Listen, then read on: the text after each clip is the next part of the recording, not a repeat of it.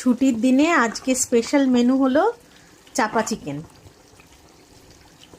কিন্তু চিকেনটা আজকে আরেকটু ভালো করে রান্না করছি। কেমন লাগছে বলো তো দেখতে? দুটো কড়াইয়ে আলাদা করে বসিয়েছি। চিকেনের ঠ্যাংগুলো একটা কড়াইয়ে আর চিকেনের থাইগুলো আরেকটার মধ্যে। তা না হলে চিকেনের থাইগুলো একটু দেরি হয় রান্না হতে, আর লেগগুলো আগে হয়ে যায়, আর ঠ্যাং থেকে মাংসগুলো সব খুলে খুলে বেরিয়ে আসে, খুব বাজে লাগে। আর ওই ঠ্যাংটা কাউকে দেওয়া যায় না, সেই জন্য ঠ্যাংটা আলাদা করে রান্না করছি আর থাইটা আলাদা করে। কেমন আইডিয়া বলো তো? রান্নাটাও তাড়াতাড়ি হয়ে যাবে আর মাংসগুলো গোটা গোটা থাকবে।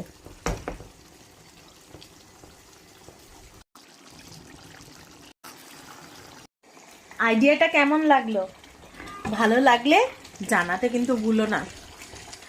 অপেক্ষায় থাকবো তোমাদের কমেন্টসের। আমার টিপসগুলো যদি তোমাদের খুব উপকারে লাগে, আমি খুব খুশি হব। সবাই ভালো থেকো, সুস্থ থেকো। বাই এখনকার মতো।